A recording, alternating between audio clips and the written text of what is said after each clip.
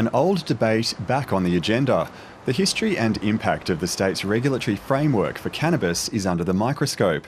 Among the supporters of decriminalisation, the state's former top prosecutor. My issue really is that the criminal justice system is an inappropriate part of our governance for dealing with drug use.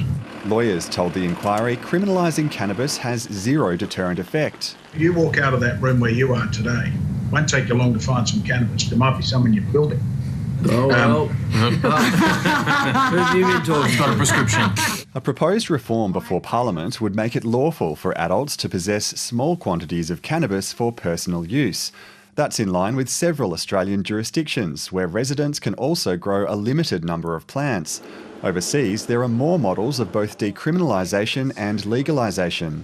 But even before the state's second drug summit later this year, the Premier's position remains firm. We went to the election campaign promising that we wouldn't change the law in relation to decriminalisation, and we're not going to do that. I'm not going to break an election commitment. Chris Minns can't continue to stick his head in the sand. New South Wales has a form of de facto decriminalisation where police can use discretion to issue cautions instead of charges.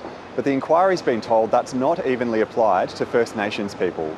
It's been 4 years since an $11 million inquiry into the drug ice made recommendations including decriminalising low-level illicit drug use. There were extremely competent and well-informed people involved in the making of those recommendations, and they were ignored. And I think that's a disgrace. The inquiry moves to Lismore later this month. Jamie McKinnell, ABC News, Sydney.